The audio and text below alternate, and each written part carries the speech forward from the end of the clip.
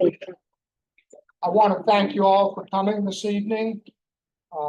Before we actually enter into the published agenda, I want to make a couple of announcements. The agenda has been slightly modified, and by the way, it looks like many of you have grabbed a copy of tonight's agenda, the finalized version. There's more up here if anyone wants one. You can come get one. There's water in that cooler over there, so if you want water, if you get a little dry from yelling at us or whatever you may happen to do, there's water over there. The agenda change is that trash, which was listed as 3A, trash, Passive Grill pickup, is now going to be the first item on the agenda. We are pleased to announce that Bill Krimmel from Waste Connections is here available to speak. He's a blue collar guy that I appreciate. Blue collar guys that get up at 3:30 in the morning to get to work at 4:30. So we're gonna kick off with the Passive Grill trash pickup tonight. First with that, so any remarks by Bill or questions for Bill can happen at the beginning of the meeting. Secondly, I have submitted through Nextdoor and the community associations that I will be having a special meeting tomorrow evening, same time, same place, with the only item on the agenda to be Passive Grill trash pickup. So we can follow up on tonight's meeting, so we don't have to spend the entire meeting this evening talking about trash. And quite frankly, so we can have a candid, no holds barred conversation as it relates to trash pickup and Passive Grill. So those two items are changes to the agenda. I'd now like to do introductions. First, I'd like to introduce our city manager, Fran Robatowski. Betty, now you understand it's not personal. We also have, everybody's moved. We have Mike Clark here somewhere, Director of Public Works.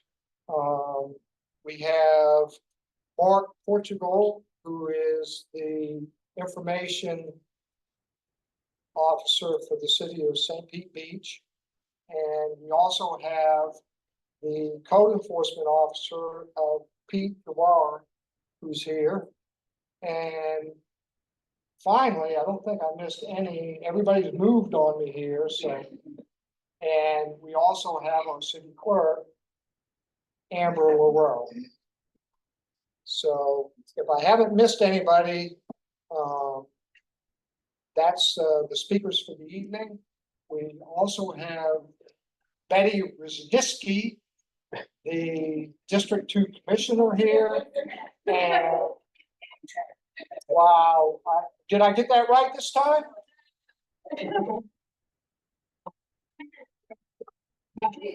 I apologize.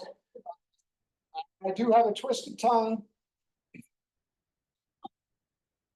Go easy on those of us that have speech impediments and the like. But I'm doing my best to get that right for you. And also, I noticed Jennifer McMahon is here, who I wasn't expecting here tonight, but glad she's here. Eileen Torres from. It's Rita. Oh, Rita. I'm sorry, Rita. And that's not because of glasses, Rita. Rita, who is the city manager's assistant, she is here tonight. So I hope I didn't miss anybody. Oh, Kristen Coleman is also here, who has had like 15 different titles since I've been paying attention, but she now has a big title, and I don't remember what it is, I just know she's sitting. So, VIP. yes, yes. And Gretchen, who actually scheduled this meeting tonight and tomorrow night, and I will say this about Gretchen, I see her oftentimes when I'm on my morning walks. She lives down here, down around Third Avenue or something like that. Whenever I call Parks and Recs about a question as it relates to scheduling a facility or the like, she's always there and she always answers the phone within 1 or 2 rings. So I appreciate that she's here, and I want to just notice the fact that you are following the processes where they should be followed, and I appreciate that. So without me talking any longer, I'll allow our city attorney to come up and take over the conversation. Hope they're not gonna promote you to the attorney. Can you all hear me? Or is this 10? Is that better? No? All right. Okay, here we go. So I think I got to meet about 80% of you. Francis Robustelli, I'm your new city manager. Actually joined the city about 8 weeks ago. So I've been trying to get up to speed as quickly as possible. Tonight, because we are starting off with the alley trash collection update, I'm gonna kick off with that. And then I have some other updates we can follow up as we move through the meeting. So I am relatively up to speed on this issue. I've been able to tour the area. I've listened to some residents I've had an opportunity to talk to, speak with staff, speak with the waste collections vendor. And I did want to kick off tonight, kind of rewinding if we could play Monday morning quarterback. I think we could have done a better job communicating to the community what the issue was and what we were going to do in the timeline. And so for that, I want to apologize and let you know that I'm committed to engaging with you more, getting staff and our teams out there when we are going to make major decisions in the community. And I can say I'm just thrilled to see so many people. I've held a lot of community meetings in my lifetime, and you have 3 people show up, and to have, I probably have 50 here is amazing. So I think we have a lot of horsepower here and in the room, and to help us solve the problem. We may not always like the solution, all of us, but I think together, I do believe if we work together, we can get the right solution for the community. So in the last couple of weeks, the process has been that I did meet with staff first. Then we had a collective meeting with Commissioner Moholland and waste collections and all of the city staff that are involved in anything that has to do with the alleyways and trash. So that's code enforcement, that's engineering and public works. And so in the last 2 weeks, those teams have met. They have done a complete audit of the entire alleyway system where they brought a team together and they brought the truck in and they drove behind the truck and noted every single area where there's a potential issue with the truck having access, basically safe access. And so the issue has been, and the reason I think the decision was made so quickly a year ago was we did have some significant injuries in the alleyway from the employees from waste collections. And if any of you worked with OSHA before, you know, if we do anything beyond a scratch, kind of in trouble. So these kind of heavy equipment operating are under a lot of scrutiny. And so the city responded in kind to an issue that they had been dealing with for many years, very quickly. And again, wish we had more time to lead up to that decision. So what you have tonight, and we're not going to go over it, but we handed it out tonight, so you have time to look at it. And tomorrow, when the commissioner meets with you, it will help you have more perspective of the challenge we're facing and the solutions I'm going to talk to you that we've talked about. And so I want to start off this conversation and questions tonight, that we think we have four options right now. One is status quo, so the current delivery system stays the same, that you are experiencing today. So the trucks will not come back in the alleyways. We have, a second option that we remove the barriers, and the barriers range from utility poles being moved to owners having actual structures in the right of way. So we would have to survey those areas to delineate the exact city right of way and essentially ask the resident to move their structure out of the right of way. So that would be essentially a cost to the resident, the individual resident to do that. There's also some simple removals. I mean, there's some shrubs we need to cut, or there's some trees we need to take down. There's some city maintenance that could happen. There's also resident maintenance that would have to happen. Because some plants are in the city right of way, while they may not necessarily need to be removed, they would have to be maintained better. So that's another option. And we've identified, I think, a little over 50 barriers right now that range from really easy to really difficult. The other option we talked about with waste collections was we can order new trucks, and these are smaller collection trucks. They would be the only trucks in their entire delivery system. So we would have to purchase them just for our city and this particular area. And they cost about $400,000 a piece. They need 2 trucks to manage on backup from running back and forth to get to the dumps on time. Well, I said dumps, I know it's not the right word. I'm sorry. I forgot the word. What do they call it? Landfill? Thank you. See, I grew up in the 80s.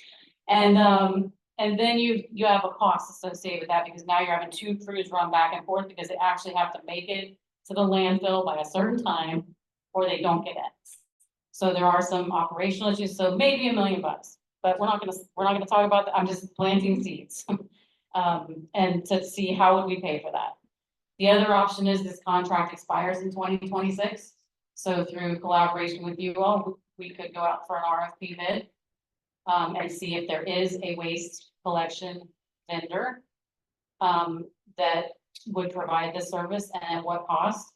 Waste Collections has said they will provide it. There's a cost, so it is something significant that you probably want to see in a bid process, how much it's going to cost and what the competitive offers are. So with that, I just wanted to give you that information tonight, open up the floor for some questions. I know the commissioner is really interested in covering a lot more tonight, but if there's anything burning that you think you need to know for tomorrow to help facilitate that meeting of the minds, ask us. We're taking notes, and we'll make sure the commissioner is prepared if we can't answer them.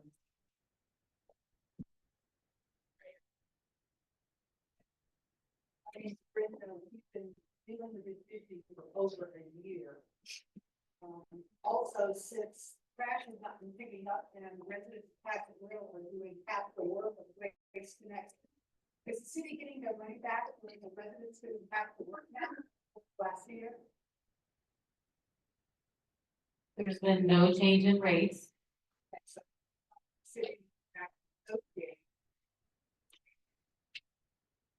Well, I might need some help, but I do think they're still picking up the trash, even though it's not where it currently was. The trash is still being collected and taken to the landfill. Thank you. And so that's part of what we pay for in rates, is how much tonnage are they moving in waste. So that's good. For the city, we're going to pay contract. So everything will be the same contract. We have to do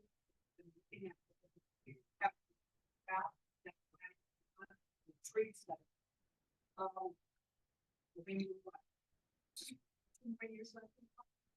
It's, yes.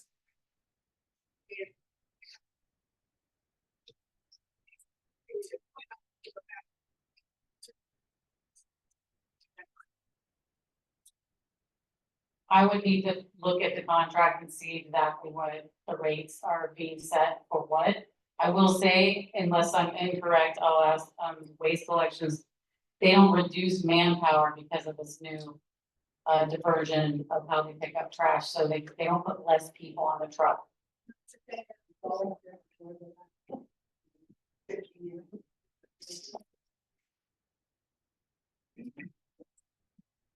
Go ahead. If the identified encroachments that you guys have assessed throughout this road, I was curious, you said there was a bunch that are easy fixes, they're minor things, cutting up to things like that, and then others were major, like, things like that. I'm curious as to what the rate, what this percentage is in terms of the easy fixes that could quickly do and get them out of the way, that would allow, that would then eliminate the encroachment, versus the larger, more expensive. I'm just curious, is it just one pole and everything else pushes, or what are we looking at in terms of, what is the nature of the methods? They haven't. So it's actually on, what we handed out, and in the conversations I had with staff, I recall at least there was about a dozen utility poles, so it's not just one. Right. And I would say, based on what I heard, it's about half and half.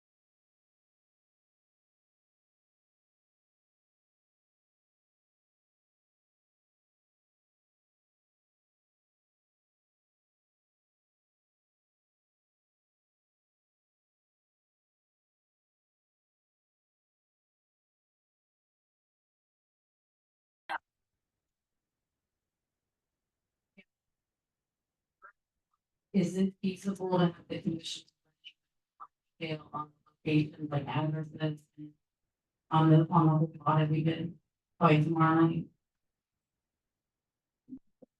Okay, so we'll try to get as much information so you all can sit down and say, this house has a tree, this house has a utility pole, this house has a wall. And then don't walk through it. Yeah.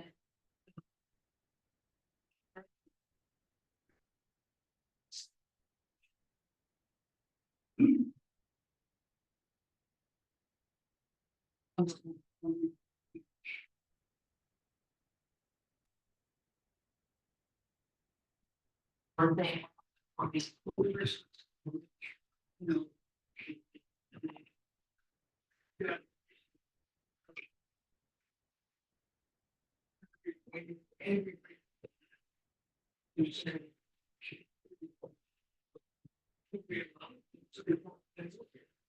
So, see, I'm regurgitating all the stories I've been told by staff, so they have to come up here and correct me if I'm wrong, but. So essentially, what has happened over time is this quaint little alleyway that has small little cottages on it, over time has grown to larger homes, driveways.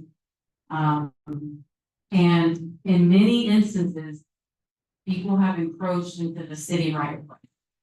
So if you put a fence in the city right of way where it used to not be, that wasn't a problem because the truck could get through it.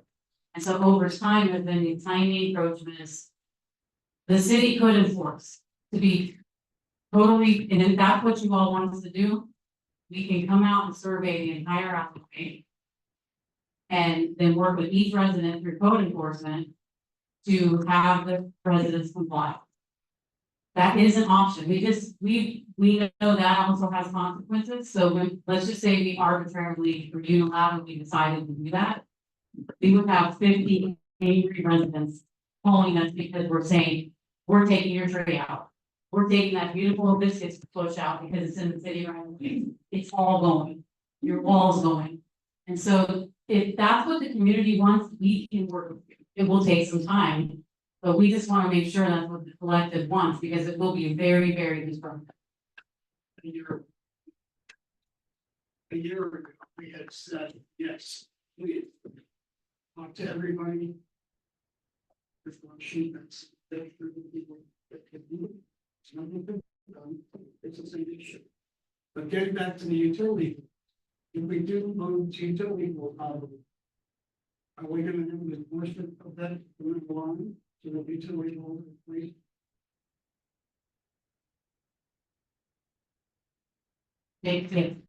Yes, we would. We would have to because our contract is basically saying, if you don't make this phase safe, we will not. So we've got two pressure points right now. We've got the community saying come in and enforce. And we have the contractor saying it must be a safe.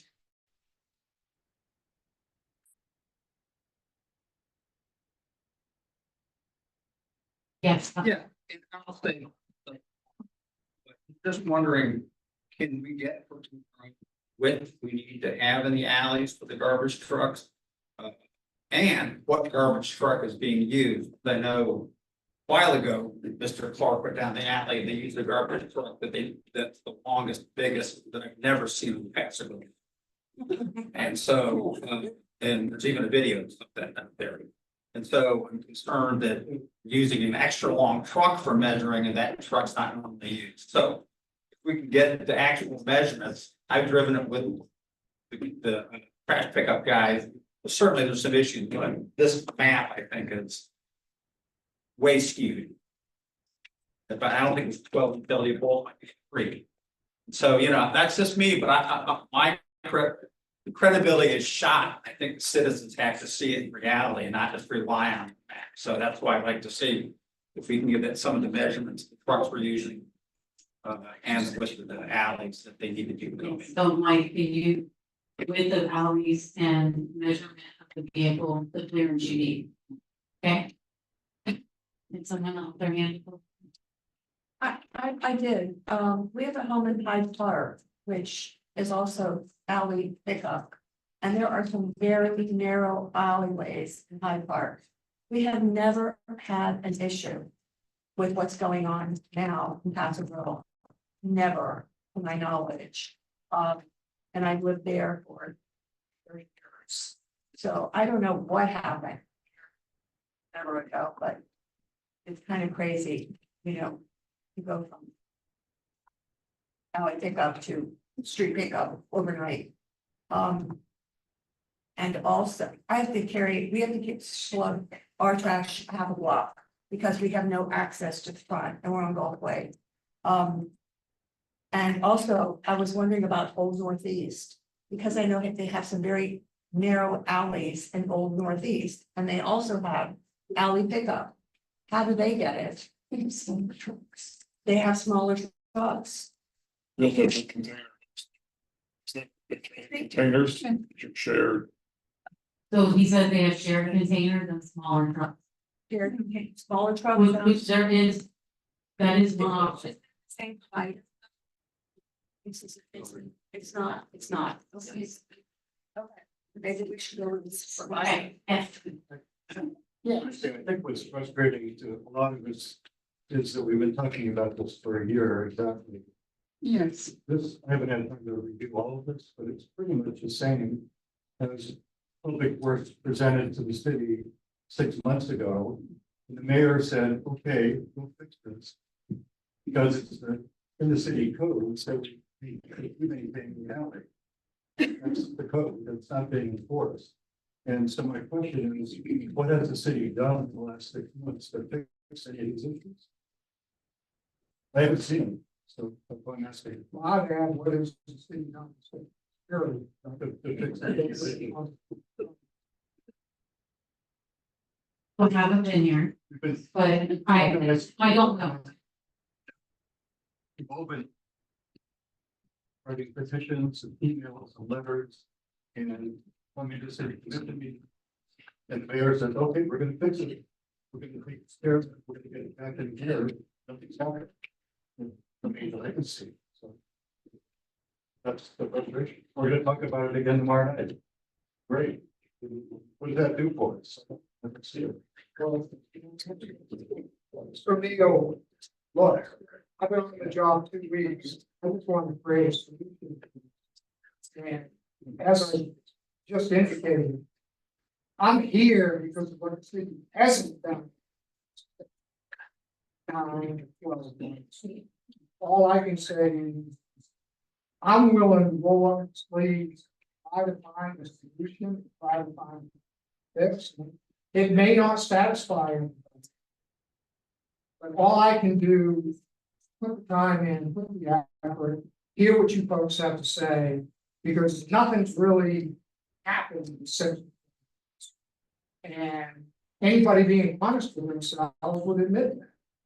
So, you know, I kind of feel like we're starting from ground zero on a lot of this. I mean, there's historical information, but really nothing's gotten done.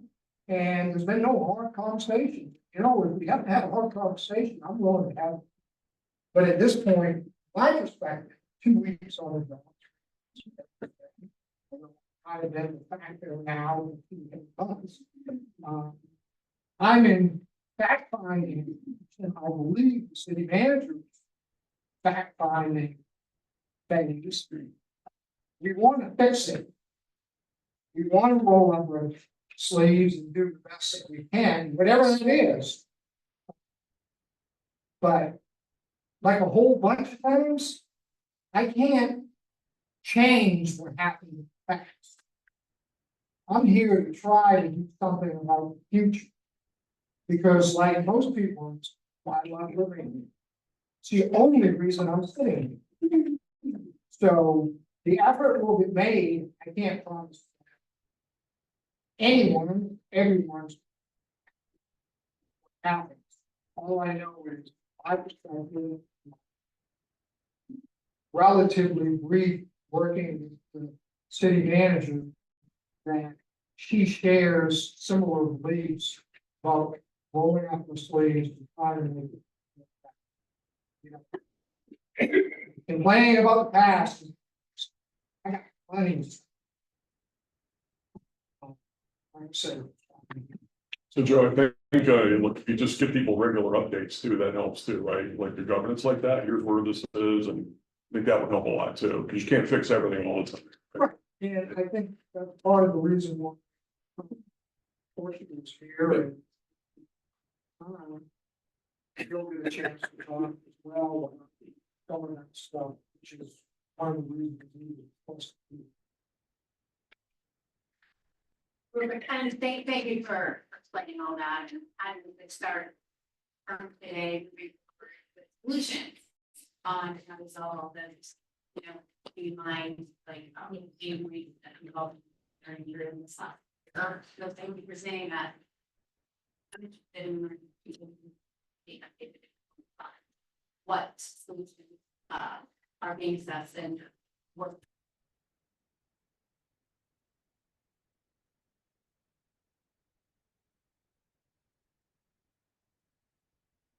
I promise, me personally, can't speak for the city manager. I'll make no guarantees. All I'll tell you is, well, work. Well, it may not be what you want. But I will absolutely work for it, and I do believe it's. Quite honestly, I think, you know, that's been demonstrated in the 3 month period that. So now.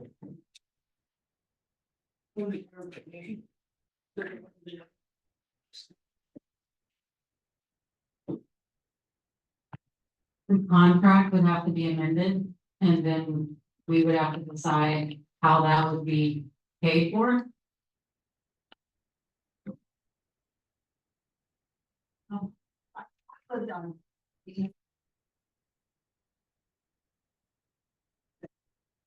And it seems to me that one of the problems is people are, I was on Pasadena, because we're at Pasadena.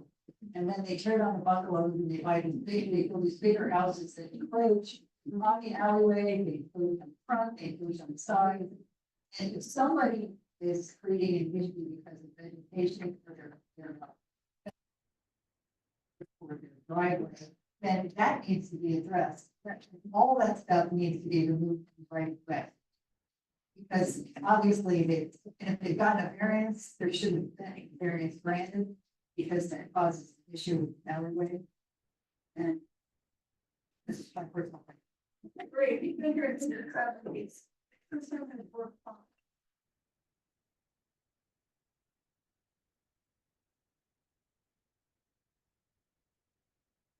the corner, to have the driver garbage cans down the alley, up the alley, upside. It just seems more economical to have 50 people, 50 residences. Take away those barriers, if it's a truck, if it's like, oh, if it's a driveway, whatever. Then buy 2 trucks at 400,000 feet plus. So it's like you can't afford. Why would it tell you if it's the will of the community, you can make it happen? So that's, and we will wait, Commissioner. Share that collective will and we're willing to. Okay. We're gonna do, smart. Bill, do you want to say anything? No, the other thing I really would like to say is, I mean, Mike and I have been talking about this for a year and a half. But this is the first time we've actually had a city manager and a commissioner actually get us all together. And let's talk about this, what we can do. Mike and I have been talking about it, but I can tell you, I've never met with your ex-city manager ever, which to me is crazy. This has been going on for a year and a half. I know Bill, I know a lot of you residents. I've been overseeing this contract for 25 years. I've been down here. So I'm not new to it. I live close. I love servicing past the grill. We did service the alleys. It was not an issue. It has become an issue just because of vegetation. Everything's just growing and growing and growing, and no one's doing anything about it. And we've been saying this, and I'm not kidding you. We've been saying this for 12 years. I've been going in there saying, guys, we need help. We need help. We need help. Well, it got to the point to where I can't do it anymore. And let me explain to you why. And this is not a story. It's God's honest truth. I've had a gentleman, his name is Blee. He worked on the back of the truck. He was picking up down the alleyway and the toilet busted when he was putting it in the toilet, in the truck. Came out, cut his arm, cut his artery. The driver couldn't get out of the truck to even go help. So he had to drive down the alley, get out of the street and run back to help this guy. So those kind of things to me are personal, you know. And then I had another gentleman, Jerry Kahn. He picked up a mirror that was in the alley. Because technically, it's all we're really supposed to be picking up is garbage cans. We're not supposed to be picking up brush, bulk, anything. But our guys pick up everything, and you guys know that, right? So they're back there. He picks up a mirror and he cut his bicep muscle. Now, neither one of these guys can do garbage ever again. They're good people, but one of them works for the city of St. Pete. We got him a job mowing grass, so at least he's got a job. But there, I can't tell you how many cars I've hit in the alleyway. People park in the alleyway. How many? I've hit that greenhouse on 16th Avenue 3 times. I've repaired it myself. I even know where to get the shingles from now and everything. But that's not good, right? I fixed walls, I fixed concrete. And if you go down the alleyway and you see blue markings on all the telephone poles, those are from my garbage truck. We hit them every time. And see, and here's how our company works. Back in the day when we were WSI and the other companies, we were BFI back in the day when I first started here, when I was 19 years old. Well, we had more leeway. We could fix things and stuff like that. Well, nowadays we can't. Now, if a driver gets one incident, right? If he gets one incident, hits a parked car, anything like that. If he hits 2, he's gone. He's terminated. I haven't had a steady crew on this alley probably in over a year. I'm changing them. It's always a different person. Kevin was your last driver. He's gone. We had 2 accidents. He hit a pickup truck that was parked in the alley, a contractor, because all the contractors, for some reason, believe that they should park in the alley. Like I went down this morning, Mike and I have been trying our best to get 21st down to 16th so we can get down there, right? They're building a new house there right now. Every single day, I have a picture of my phone this morning, went down there, the alley's blocked. So I wouldn't be able to service it anyways. And that's what I keep telling the city is like, I understand that. I understand that. We start at 7 and we have to start down there because they want us off of 8th Avenue before the business is open. So I do start down that way. And I'll be honest with you, we're out of here by like 10 o'clock. this whole area. We wanna try and get out of here before the people get out here for the beach. Because as you guys know, it gets packed down here right now. It's great. No one's here right now. We love it, right? But spring break, anything else, if snowbirds start coming, it's gonna be packed on Pasco. By 9 o'clock, all the spots are full, you know what I mean? So, and I'm down here every single day. You'll see me in the white pickup truck. I'm that guy in that pickup truck. I'm here every single day of my life. And we're not saying that we will not go in those alleys again. And it bothers me when I hear people say, maybe we need to find a new vendor. I've been doing this for over 25 years. I don't want you to find a new vendor. Let's solve the problem together. And finally, we have a staff and a commissioner, public works, and a company that all want to get this done. And I can tell you, we didn't have that fast. I'll be honest. I mean, they can't speak for us because they weren't here. I was here, Mike was here. We've been going through this. And it's amazing to me that these two folks are brand new. And before I even met Frances, she called me and said, we're having a meeting, and guess what? We're having a meeting on the alleys. That was our very first conversation. I said, you know what I said? I said, thank God. Thank God we could have this conversation. I've had this conversation with Bill's sister, several people in the alleys, several of you guys. And, you know, there was a big myth that the city wanted us out, and did I want us out? You know, and I'll be straight up honest, our truck don't fit down there. People say, why are your trucks getting bigger? I'll be honest with you. Everybody's shopping at Amazon. We weren't doing that. Everybody's getting groceries at the house. We weren't doing it. I'm telling you, your garbage has doubled out here. Anywhere, just not just here, anywhere. Because I'll tell you, my wife don't go to the store anymore. I mean, I go home and there's an Amazon truck 3 times coming to my house. I'm like, please don't stop here. I sit out there, I tell me and my neighbor sitting there thinking, I hope he's going to your house, but he's going to mine. But to be honest with you, that's the reality. But I'm always here. If you guys have any questions, stop me. If you need me in the pickup truck, I'm always available. And I just want to thank you two for actually getting involved in this thing. And let's get this thing rolling. Let's get it moving. Because you're right, it hasn't been moving. And as a resident, I'd be frustrated. As your contractor. You know what I mean? Like I said, I've been going down there for 12 years, saying this, but our hands are tied. And then we were getting somewhere. And if you remember, we were real close to getting in these alleys, and then they started the water project stuff. But that threw us off. You know, there's always something, you know what I mean? You don't think about all that, but that's what happens. You know what I mean? And like I said, I'm just thankful that you guys are here, and I don't want to take all your time, but if you have any questions for me, I'm always available. Call me, stop me when you see me. Like I said, I'm down here every single day. Thank you.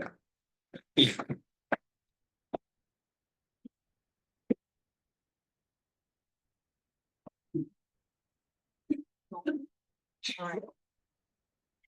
Okay, so I'll be brief because I feel like I'm talking tonight. So yeah, so I do want to call if you have a PowerPoint slide, I wanted to cover some things about communication, some accountability I'm working on within the organization, and a little bit about C-Click fix and some innovation we're going to be working on integration.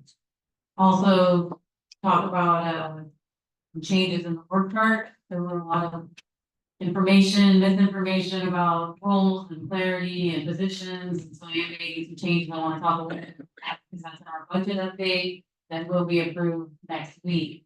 So to touch on communications, I want to ask Mark Portugal to come up here. He is the communications officer for the city.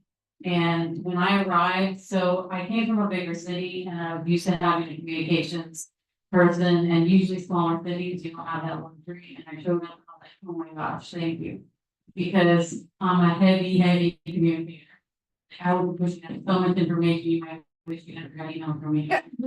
So Mark's learned that in the first 8 weeks, and I'm going to talk a little bit about what we've done just in 8 weeks, what you can plan on coming, and we are going to be enhancing a lot of points. So the first effort that we made, fortuitous or tiniest point that this cost us nothing, was to redesign the look and feel of our website. And now it's a lot easier to find news and updates on the homepage. You've seen it recently. Feel free to take a look. It's PB work. And there are 4 news modules, just 8 news modules that you can use to find updates. Now, that doesn't mean that all of the updates are contained in this district, but that doesn't mean you can't do more to push out information through what's specific to this community. We're constantly trying to expand and enrich our email newsletter. If you're not subscribed to our email newsletter, you can also subscribe to that on the homepage of the website as well. It takes just about a minute to do. You know, everybody is probably inundated with emails, but it is a thorough way for us to provide a significant amount of information to you on a weekly or weekly basis. So we're trying to expand our newsletter subscription page as well. We encourage you.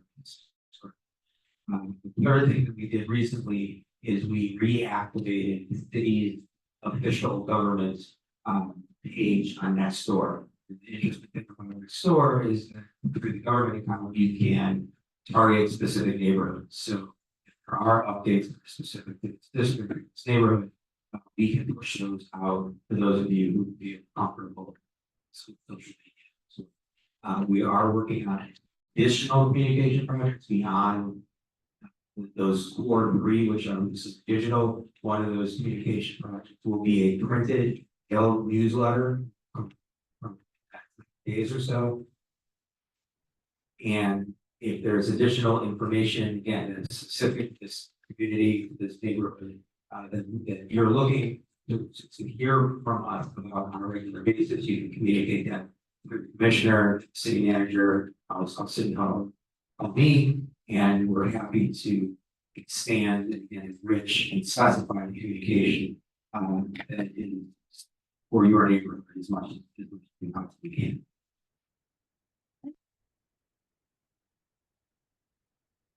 Great turn.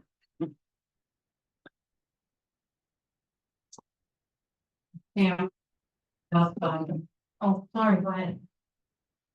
This is wonderful that you're on next door.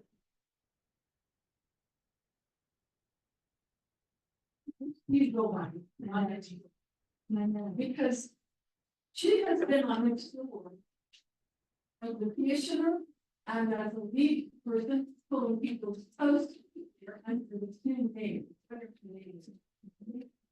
But I think it's important for the city council to identify who are on city council or city commission. I know who's not complaining about it. When you go on, there's a different name next door. Then when you go on city commission, that's not clear. This, I'll address that. So social media has a lot of law behind it, and one of it is that the government webpage, Facebook page, we can't remove comments. So because it's a public format, the city clerk keeps record of all of these interactions. Even if we post on Nextdoor, we're not interacting with you, but if someone posts something about the city's post, it becomes a public record and the city clerk is keeping it or whenever. If you're acting as an elected official on an election type platform on social media, there are some rules of engagement, but if it's not acting, you're acting as an individual and not an elected official, it's just like any of you. You post something on my Facebook page, I don't like it, I take it off, I block you. As a regular citizen acting as that, you have the right to do that. So our commissioners do operate in two different spaces. One is a resident and just a regular person shopping in Publix, and another is the commissioner showing up and representing on behalf of the state. We do not police have some questions about that. We do not have social media police. Okay, any other questions about communications or? All right. I just want to give a few brief updates that I think are important to the community and there's been a lot of interest around it. So I did reorganize the city manager's office and eliminated the chief operating officer that had been created under the prior administration, and I replaced it with an assistant city manager. And under that, right now, I am bringing into the city manager's office parking management. I've heard a lot from residents about residential parking permitting, enforcement of paid parking, underutilization of maybe some right of way space the city has for parking that's just sitting there, destitute or weeds, and so looking for opportunities. And so parking management is coming up into the city's office to strategically look at it. And how do we, support the residents so you can park in front of your house? I heard it. And so that's really exciting, and we are gonna be launching a parking management study. It's gonna be going on for the next 2 months, and this will be coming back with some recommendations on how we manage parking in the city. We will be engaging this group to be back out. Risk management, if you, risk management in the city deals with workers' injuries and also liability claims. So things like trip and falls and broken sidewalks. And so we're bringing up those into the city manager's office as well, because the more we mitigate risk, the less you talk to as a taxpayer. So the programmer to have close to me, watching and see what's happening. So those are kind of, and then the other big move I made is the transportation back to engineering. So engineering, I'm kind of a cradle to grave manager. Like if you build the streets, you should plan them, you should maintain them. And so that sort of transportation network is going back to over into public works in the city engineering department. Those are just some few changes. I've only been here 8 weeks, so this is my shift of budget. You can expect a lot of engagement next year on budget. We're gonna be doing a lot of work around prioritization with the commission. So really, what are our top priorities, and under those, what are the projects, and how are we even gonna prioritize the projects? And also taking the journey of what does it cost to run a city? So we're gonna look at safety beach and take you through all of the assets you have and maintenance of those assets and replacement of all the things we have, buildings, cars, trucks, and figure out what is the true cost and how are we doing. And so that's one of the plans. I know we have quite a bit of underfunded infrastructure that I'm concerned about. I know you're concerned about. It's causing a lot of grief around flooding and storm drain issues. And we also have a brand new sewer system, well, at least 7 years old maybe now, that we want to take care of. So we don't want to get back to where we were when that crisis happened to the community. And I just wanted to mention again that your budget for fiscal year 25 is up for final approval next week. So if you have comments or questions, feel free to come in and find me.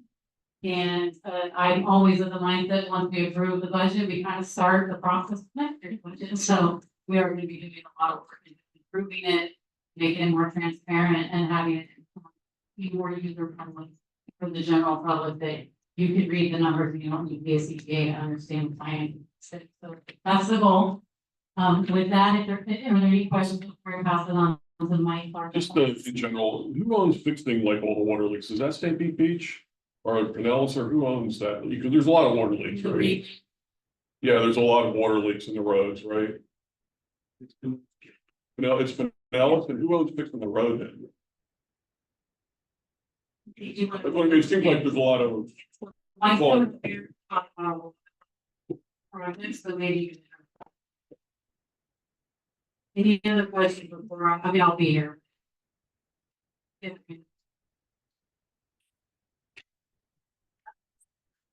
This is actually a 8-year problem. I would.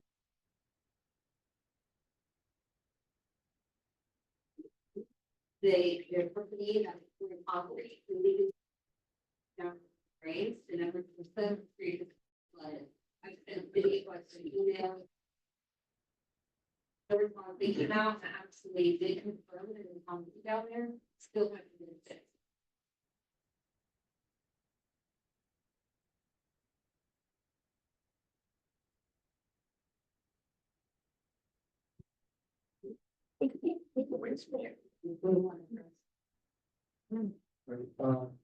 Most recent first, my name is Mike Larkin. I haven't had the privilege of meeting you yet. I have the privilege of, thank you. Mike Larkin, I have the privilege of serving the public instructor. I haven't met you yet. Pursue it. Yeah, that happened to you in the room. So it's great to see you again. Hershey, as we're aware of, a victim of the development, what the type sizes and the number of types of drains are inadequate. You have a portion design for a big stuff, and it is a deep launch here, and a lot of other stuff. But we'll go back and take a second look at concrete blocks, and maybe that's the thing that we can get out in some review. We'll take a look at that In 8 years.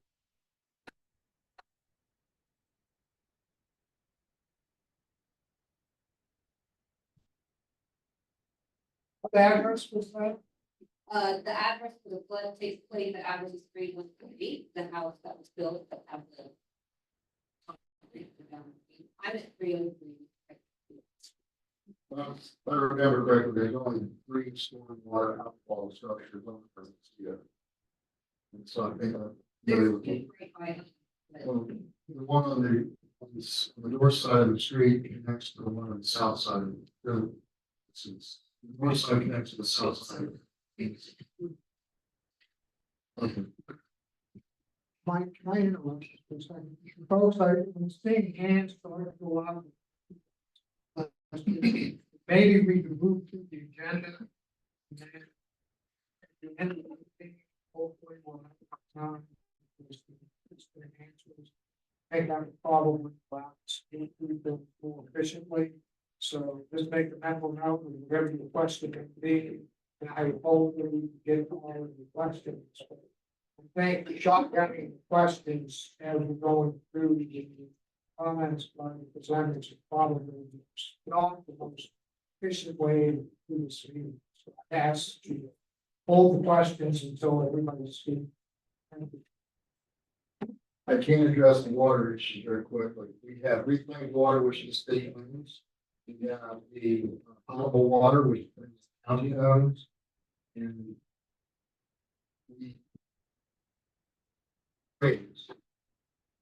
our Dallas County is our fund. They come out, they'll dig up the hole, they'll find a pipe, they'll make the repair. If it's a potable water repair, they're responsible to come back and pay that over and restore it. If it's a reclaimed water repair, it transfers to city public works to go and make the restoration. We have contractors with us.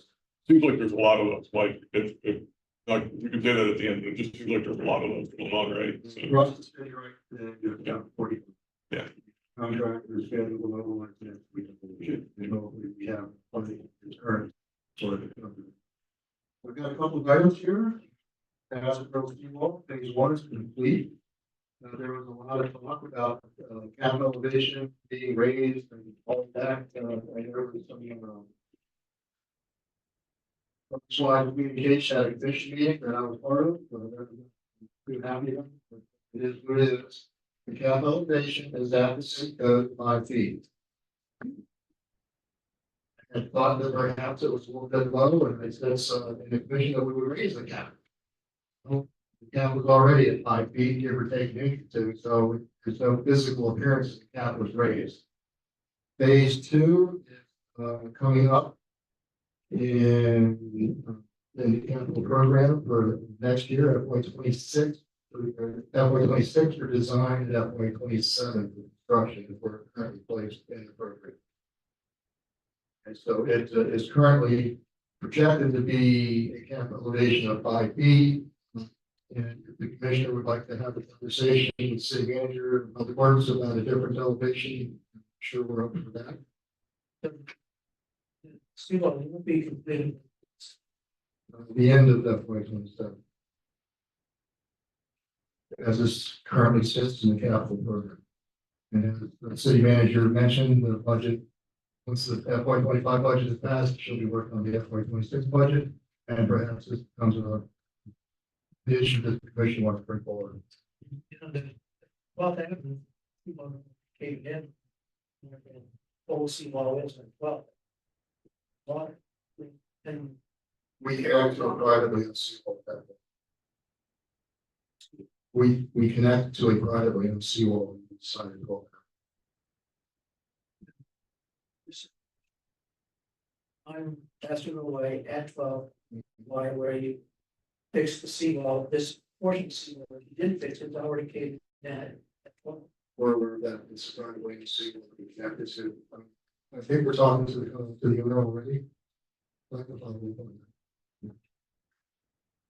I'll do that, Sharon. Thank you. Yes, ma'am. What was the cost? What did we pay for this seawall and where did the funds come from? Was it money, was it grant, outside source? That's the. Okay, so we should have some say in how they do it correctly, right? Okay.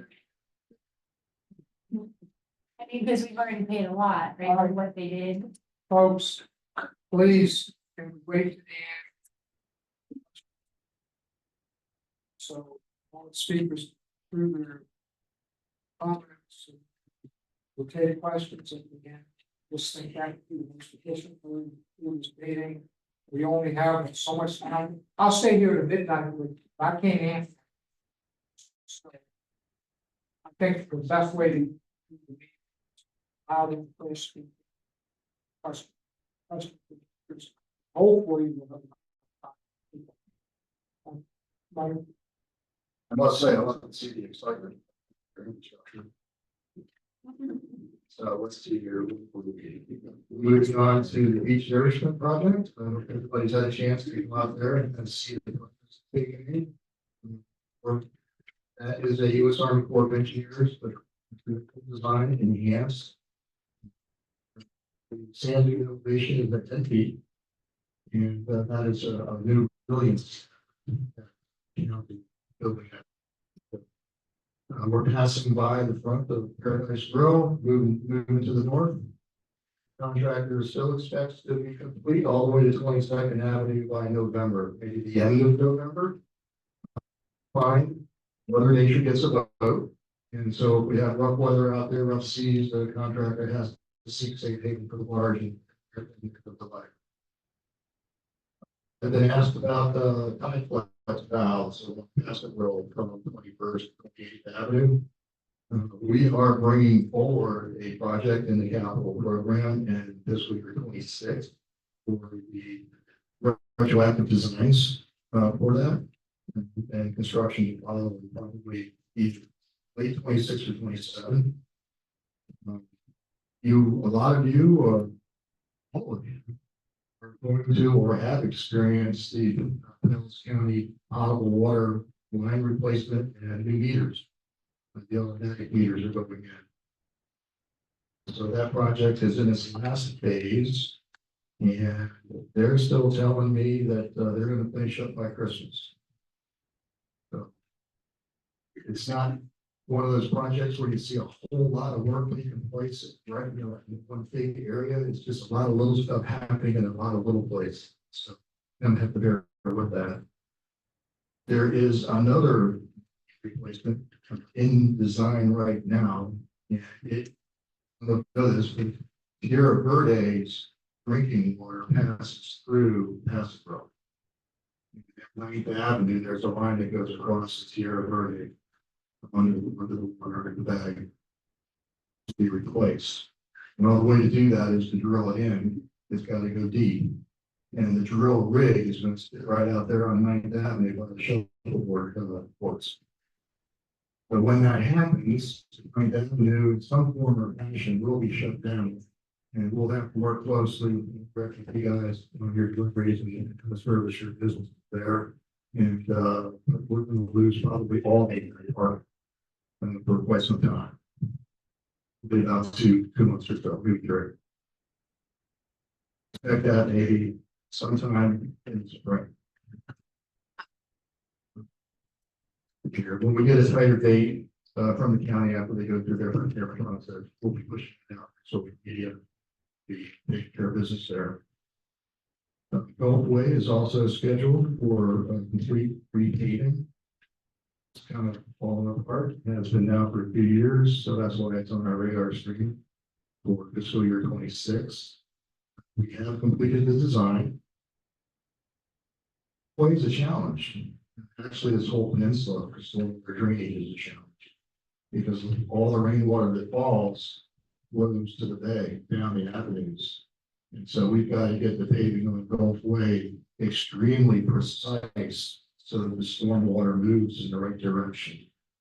And so we're looking at the elevations and things of that nature to make sure that we get try to get this as absolutely close as we can. All I have. appreciate everybody's enthusiasm for the infrastructure of our city.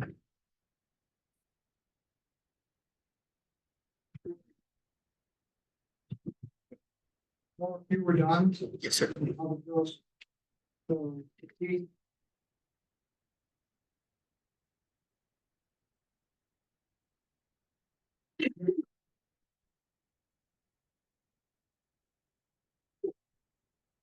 How's everyone doing? You're all my compliant residents, aren't you? My name is Steve Dewar. I'm the code enforcement manager for the city of St. Pete Beach. And I'm sure a few of you know me very well. I do see some faces in the room that are happy to see me. And some of you might not be happy to see me when I come knocking at the door. But we're doing city work to the best of our ability. Going to provide you a few statistics, which will hopefully we hear complaints and do our best to address all of them. Just so you're aware, the state law has changed where you now have to, if you're gonna put a complaint to the city of St. Pete Beach, code enforcement, you have to leave your full name and address. That is not a code enforcement requirement, it's a state law, we have to abide by it. Unfortunately, that information becomes a public record. So, and what you're thinking, well, why am I complaining? I have two code enforcement officers, one in this community specifically, one on the north side of the city. In this area, he has addressed from January through today, 127 cases. So he's opened about 127 cases. 116 of those were complied. 2 were taken to the special magistrate, and 9, 2 are upcoming for special magistrate in October. 9 have been to the special magistrate. But through education and voluntary compliance, 116 of those cases were complied voluntarily, so we didn't have to take those cases. As far as parking is concerned, before I move on to parking, we do hear the plea to have the alleyways addressed. Unfortunately, we might have some unhappy residents, some unhappy neighbors, because all trees, shrubs, any vegetation that's in your yard you will be asked to cut those trees and vegetation. So we hear the plea, we're asking for your help, get ahead of this situation so that the alleyways can be serviced. We're asking that you start looking at your property, at your yard, and making sure that the alleyways, any fences that you might have butting against the alleyways, please start cutting the vegetation so we can start the process. As a matter of fact, staff informed me as I was sitting there reading my text that we have 26 cases currently that are overgrown. So there are 26 cases and neighbors where we are currently addressing those overgrown properties that affect the alley. So we're working towards getting to the point where the alleyways can be served.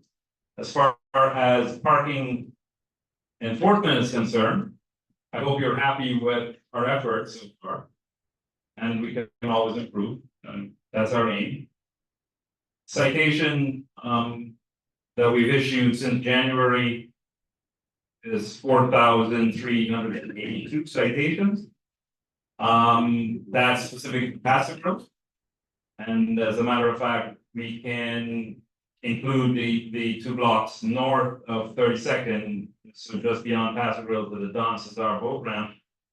That number goes up to 4,671 citations issued that area. The citation amount by zone, which is the total amount that we have attempted to collect so far, is $240,909. And again, that's specific to the from 32nd Avenue South, or And including the Don Cesar area is $262,750. Which is the citation amount by zone. And the summary of the citations, the total, like I mentioned, is 4671. And that is mostly all collected so far. As a matter of fact, 536 is outstanding. With that said, I thank you for your time. Thank you for being here. And if you have any questions, I said that would follow.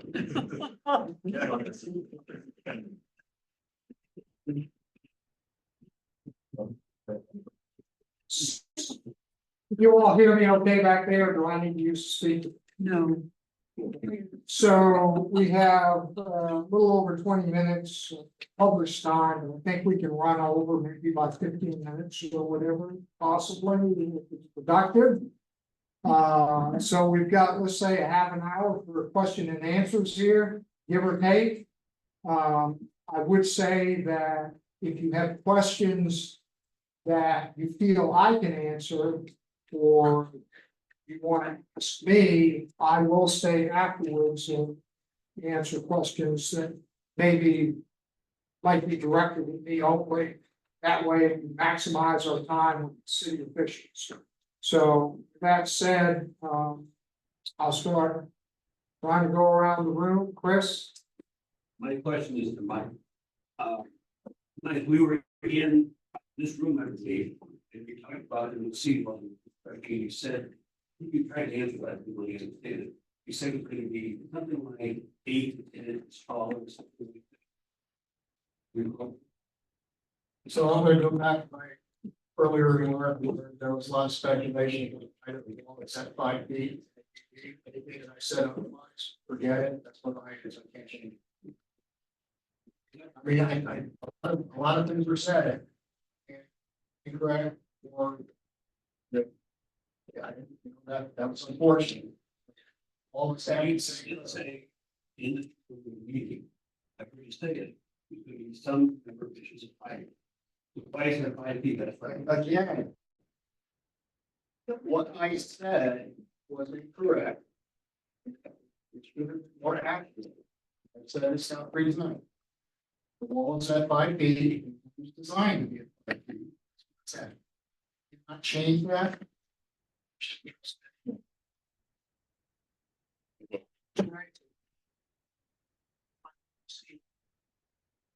Hoping of the version of each of the two in the section was that funding that the city provided a couple of years ago to do this, or why? I don't know, that was one thought. Yeah, the question everybody did here, why was the project? Right, and the answer is funding. So the wall that it's not done has a little bit of life in it.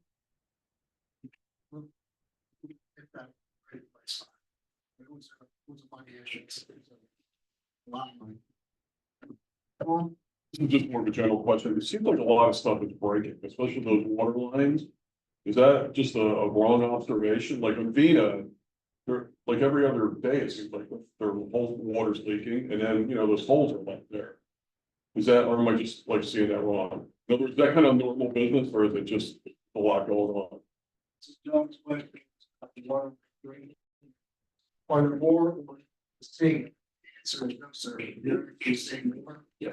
So when the lines were installed, height that was being used widely across states of an inferior quality, it's actually a reinforced cardboard building products. And so we're seeing the effects of that aging now. And so across our entire system servicing 3,000 customers in the city, that we're seeing that pipe fail at a higher rate, for instance. The most number of pipe failures that we've seen in 14, yeah, and we're typically seeing in the 2 weeks. That's why I'm just gonna say the capacity to keep up with all that. It's quite the challenge. Your observation.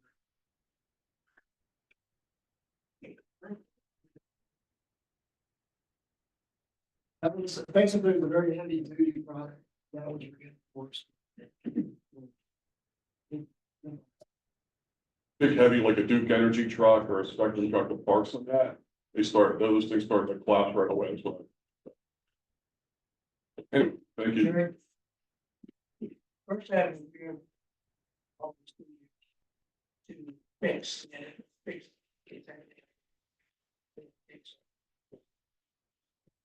Lost about 6, 7 months. Pros. Ski contract. So when the pier was found to be necessary to close, it was not in that capital budget. So I had to wait until the capital budget for the next fiscal year to feel like I could start that process, to design and get the contractor. We get that term stage, that's us stuff. Once we got going, the pier is actually different, it's monolithic structure. Basically built a box on the water where the used to be and built it up full of concrete. So now it's monolithic box, huge chunk of concrete, really solid. So we're still waiting for construction, the Union Station. Got ripped off by the first storm that came in, so we redesigned all the poles that we got thing. Like I said, when the nature gets about some. Bob, I'm going to mention the sidewalk on Tenth that's been. Good. The purchase order was done by the engine last week.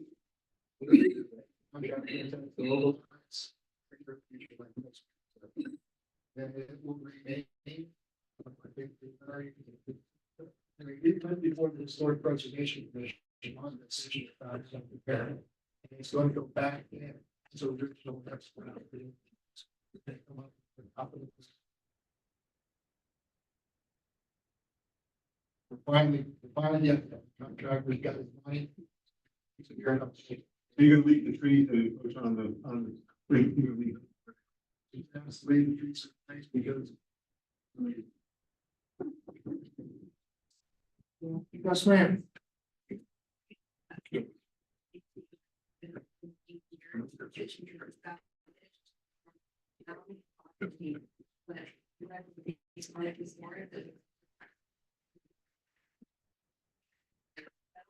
When I see things,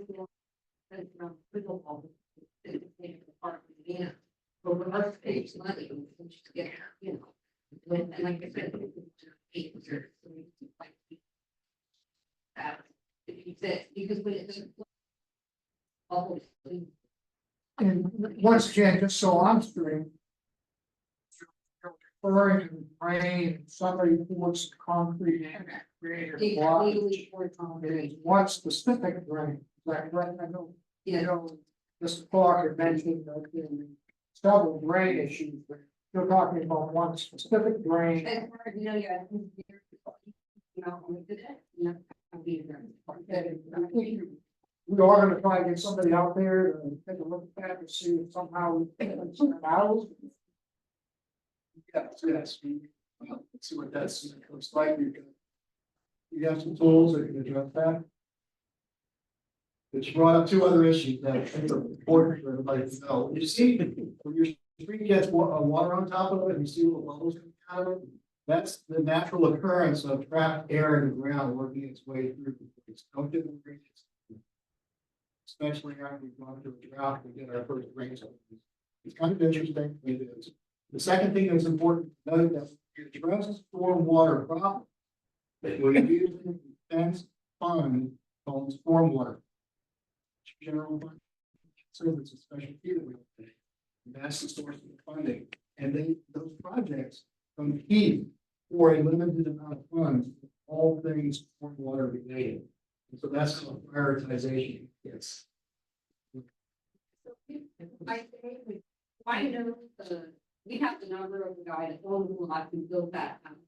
And so I'm sure he knows who he used as a concrete company, who did it for the concrete down drain. So couldn't you get in touch with, I mean, they should be held responsible. Pay for it. Yeah. Important if you cut it out. Yeah, yeah. It's like. Not really. That's why we're permanent.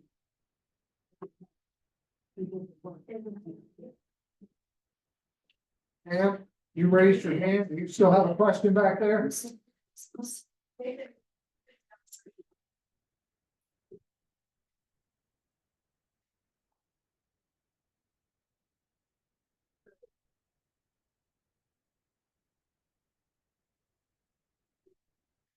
Storm office in our alley.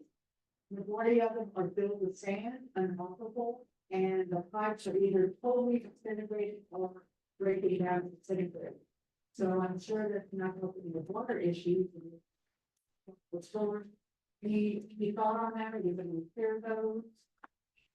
I'm going to ask a question, stepping in. That I would have asked tomorrow night. Is that because we have 50,000 pound trucks rolling home? No.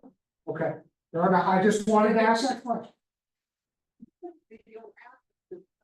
Down in the late '80s, early '90s, I think contributes to, especially if it's not a commercial area, a lot of the farms that have it.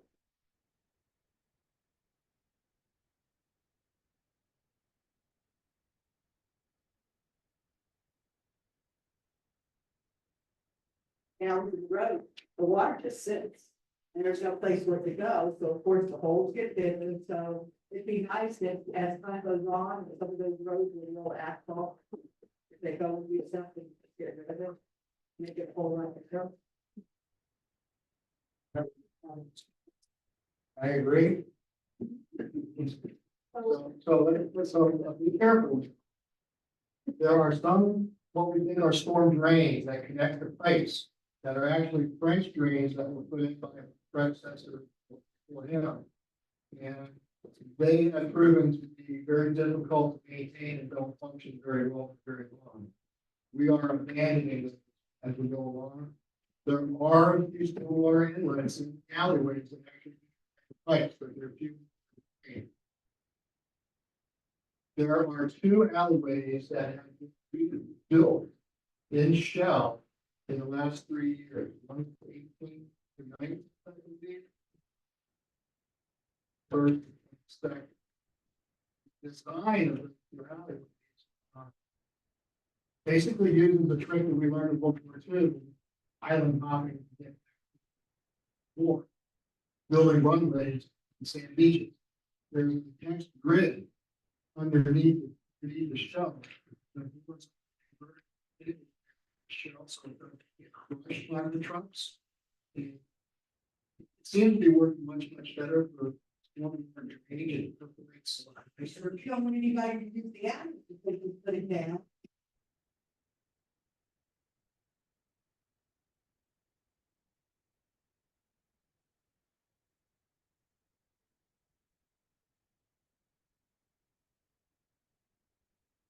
You have to work with the bid on the alley, put over $100,000.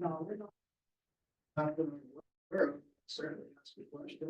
Yeah, that's good, because I actually think it's foolish to spend over $100,000 on alley, that's been my personal thinking, we could educate me more, but when I always right, then when I thought we decided. It's difficult for us. When you spend that kind of money on an alley, would you love it? Good. Everybody has an open discussion from this public works for education about any question they may have at any time. It's in your call. And I would love to. You're next. This lady here had, I think, one.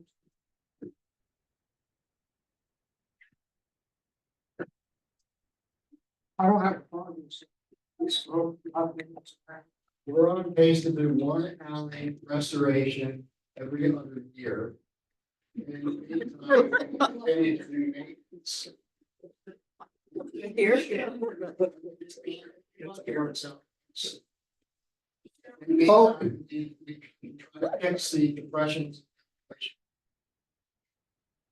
Folks, we have a money problem. And a lot of it. Restaurant for a number of years. And I don't know how many of you have been paying attention to the last couple of commissions. But We have been talking about it. We have budget issues. This is no offense, the new city attorney. He like, hey, he's new at the job. Gee, yeah, you know what, that's not the first time I've done it against the city manager. We've got budget issues that revenue streams that have not been reviewed in many years. One that I identified in 5 years. It's not one of the big three, but there's a lot of money to be found in the city. And I do believe that the city manager is on it.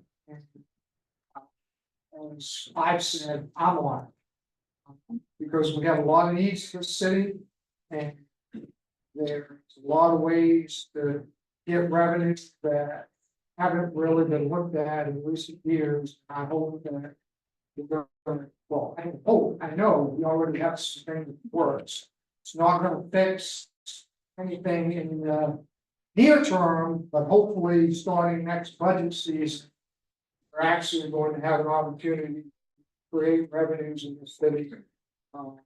Improve revenues, I should say, on a host of items, so. But there's a lot that needs to be done, a lot of money, and we need to look at a lot of things, so. Everything from floating a bond and tying it to something, or whatever. But I think we're gonna have those conversations. Absolutely. Just make it general. Hopefully. Talk a little bit about some of the things just in the last 8 weeks. The things I've seen is, for example, you require to put a fence around football court versus. And on flooding. And so there were actually 2 projects I pulled. Put on hold because they were related to park development and bathroom renovation. How guys got 50 people might hear the first week I'm here, the streets are flooding. And so it's just paused because it wasn't failing. I said, I'm going to take a minute and talk to the commission. Because if you need to divert those funds elsewhere, that's what the public wants, then we're gonna have to keep style for another 20 years in the back. So I mean, these are decisions we have to make. So we do have a lot of things that have been run to failure. And so I'm trying to just inventory the failure points right now and pause the things that aren't failing and hold money. So we're triage. And then the second piece on revenue, right now, not resident generated. So those are the part we are managing that program with maximum capacity based on demand. City, second revenue stream fee based. So developer fees. What does it cost to connect our sewers? These are fees that really haven't been studied in years. So we're gonna go there first and start to level out and then see where else we need to. There is really focused, I just here to make sure that we have a really good plan. We do have a lot of needs, but we don't just want to come to you and say, please fix this, we're gonna raise your taxes. So I'm trying to be very thoughtful about it. I think we need to what to do, we need to see what like the natural problems which then evidence that there is something, why be here now? Oh, we are in. So if I'm not other one, if I'm right here. We will go out.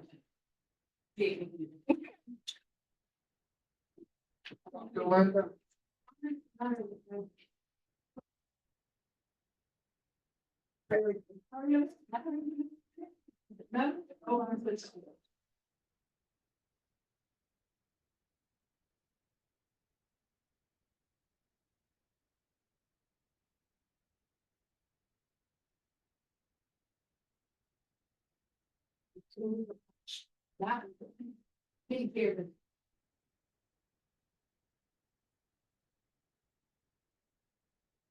Let's go.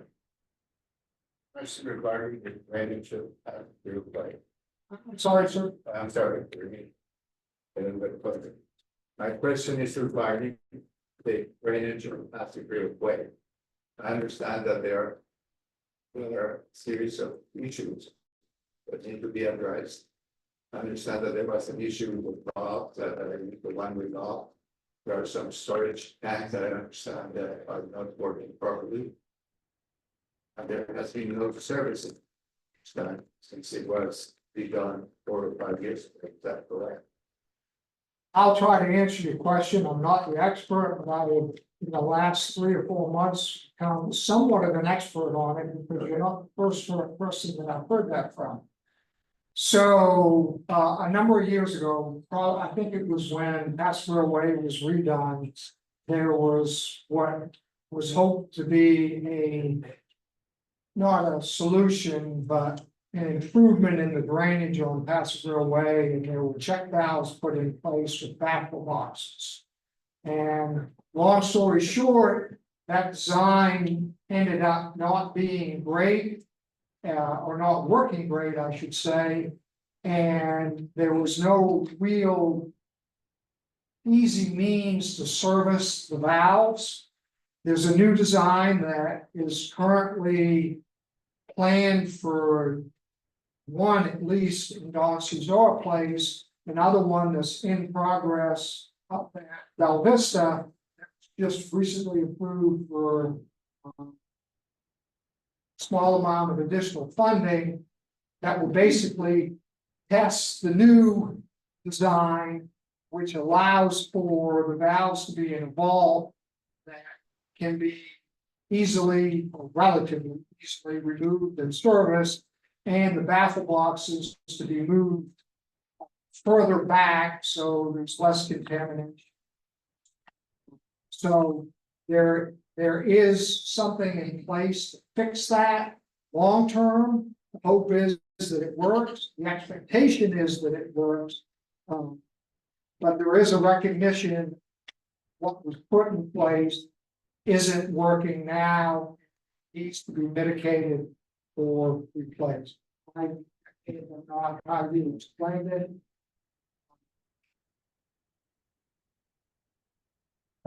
Two contracts to the commission very. One of them is very specific to eye check valves. It's a diving company that has a lot of this expertise. It's a Mills County contract that we hang on to. The other is a contract for the baffle boxes and our sanitary sewer. The both of them will address the maintenance issues and eye check valves and the baffle boxes. I expect it'll be up to about 8 for the next few months. We'll be positioning ourselves maintenance wise, so we can get to the replacement of. And I'm gonna come back to this. We didn't touch on this, but I believe in the current budget, it's going to there's one, I think 1.5 new employees for public works. Range valves. We will train on the third stormwater. So there is some additional personnel coming on the bottom, at least according to the budget. Sorry, you had one to follow up. Question, was that concerned when you say that they're going to test the valves? Is this a testing site? Is this something that has been tested somewhere else? And where the valve that were installed 5 or 6 years ago, a brand new invention that came here? It was a brand new invention that didn't work as well as it worked. So now it's two brand new inventions with more brain power put into it and theoretically work. That to me is incredibly worrisome, frankly. Well, I think it's probably, I can't speak for anybody else here, it's probably worse than for everyone. I'm not an engineer, I don't have an answer. All I have is a message. I'm just expressing my concern that we should be going to touch something. And it's a lot of money, it's a lot of money, you should be concerned. You could be concerned, but I don't have a better answer. I'm concerned, better answer. Well, I look at it like this. When those high check valves were put in place, it was a good idea with a very good product that has been around for 100 years in a new application. So if you put these rubber-based high check valves, the outfall structures, two things began to happen. One, barnacle broke, they got here on the boat. Yep. And then two is three. So the barnacle broke, pulled the valve up just a little bit. That provides a problem. And if a tall fund or a pop bottle or whatever gets stuck in there, that will hold it in. And so as we took a look at the reasons why the high check valves were not operating the way we wanted them to, we thought, well, if we can solve the bar problem, and we can solve the debris problem, and we can solve and make it more repeatable system by access, then maybe we got something better going. But we are a learning organization. If you recall back to World War I and World War II, if you had a heart attack, you died. Now they just cut you open tomorrow and you're okay. Well, we learn from our experiences. And we have a much better engineer solution. So I'm very excited to bring this to the city. Other public works directors are asking me for the design. Looked at by a lot of engineers, and our maintenance is part of the solution, which is important. And ask a blue collar workforce guy, how to do something, he's gonna tell you. And so we engineer that. So I'm pretty excited about the opportunity to improve in this area. Let me ask you, was there supposed to be maintenance like this? Carried out and so what's part of it? So the great system, but that's part of it. It was always part of the plan, not part of the original contract. It would be contract signed.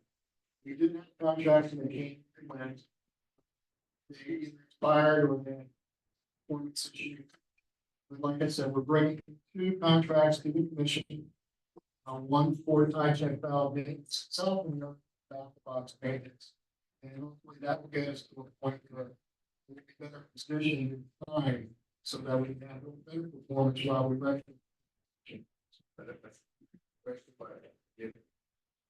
Was there maintenance done at the time they were installed?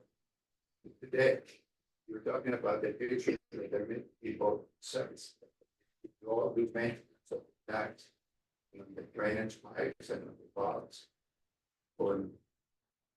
So the maintenance has been intermittent. So we're trying to come up with a robust and routine program. Yeah, well, I remain very important that we're going to test it. I think that you're a second floor and so forth, that we learn along the way and so forth is efficiently. And I think that you shouldn't be replacing a product that has tested salt water. Because the notion that no one thought about the particle, I thought that it would be debris going down the logs. It's incredible. Really incredible that they didn't think of it. The particle would be an issue of great volume. But authorities. Okay, folks, one more question here and city officials out here, if anybody.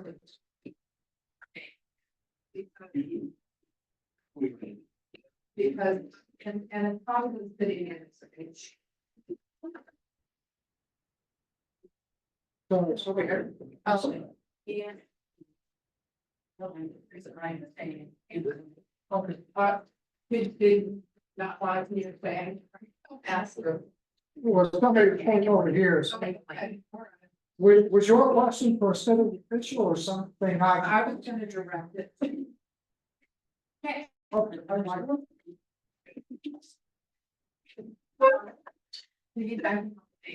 Today, we can coordinate, alleys will be maintained, and the alleys shall not be, decreased and limited.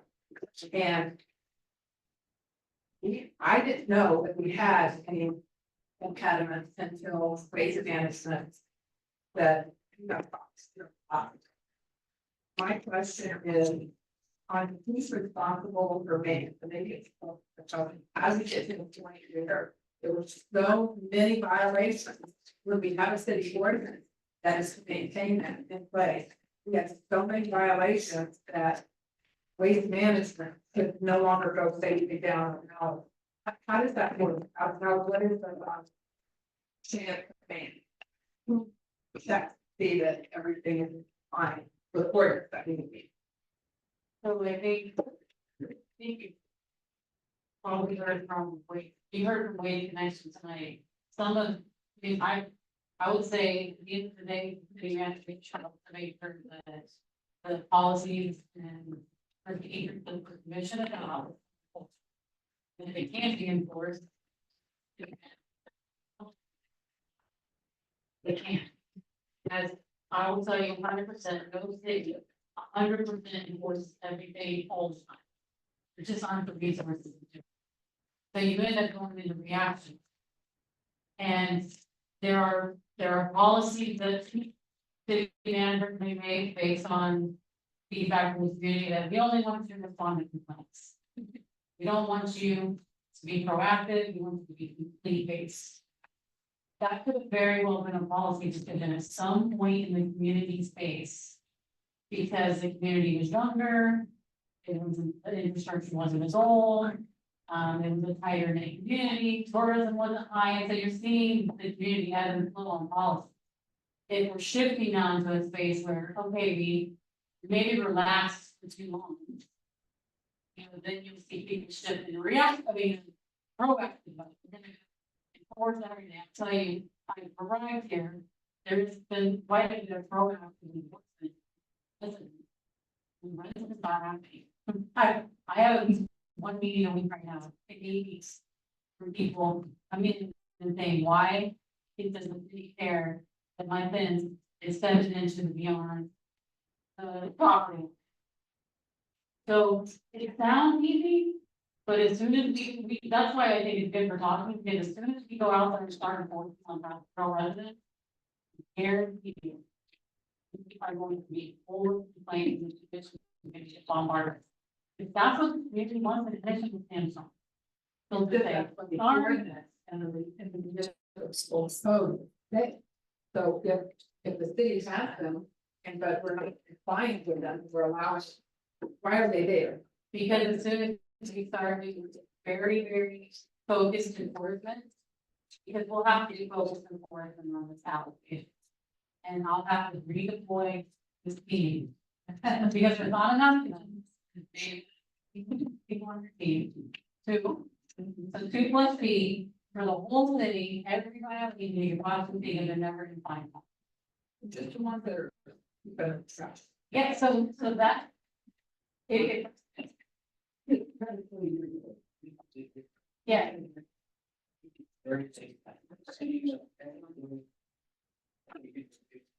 There.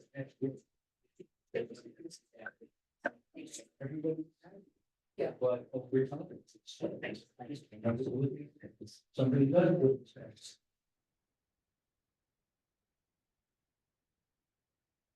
And somebody. Yeah. Now.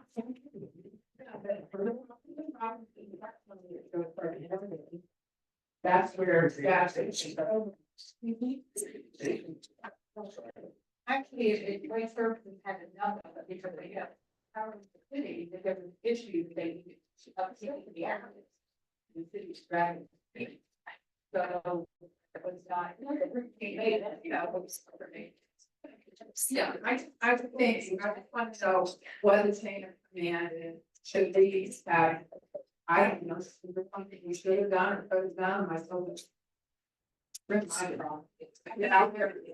Ideally, 10 years ago, when we did the beginning, they would have gone out and started to be photos, because found out we have a encroachment on the city right of way, we go tell resident A to move their tree or whatever, and then fine.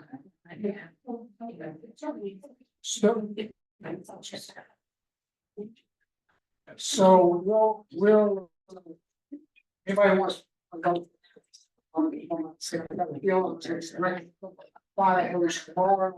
Somebody raise their hand over here. Danielle. Being as obviously we have money problems in our city. And also, Mr. Dwar, I'm not pointing them at you, by the way. But what I do want to say is thank you and your team, because you guys are doing an exceptional job and I appreciate it and all that you do immensely. So thank you for that. Mike Clark mentioned, which I'm sorry he had to leave, I'm not surprised, that there's a potable water line replacement on 9th Avenue that's scheduled for spring of 25. In case anybody maybe doesn't know, that's height of our tourist season. And that's also a big money generator for the parking meters, also for the residents that surround that area. That's a nightmare for them because they're gonna have people looking to pay to park, they can't, so now if I'm gonna go park in such and such's driveway or in front of their home. And it's just, it seems like it's just adding fuel to a fire, what we've already got. So if there's any way of maybe seeing if that could be pushed to, I don't know, this time of year when it's dead. That, yes, that would be great, especially for the businesses, but also for the residents that wrap our arms around all these projects. And it seems like it's nice to have it back in return. I got for city folks. Well, okay. When they were fixing the stadium, they did that water line. Right? Water went 20 feet up in the air, they sent some drivers out there to fix it. Who's gonna pay to do the permanent fix?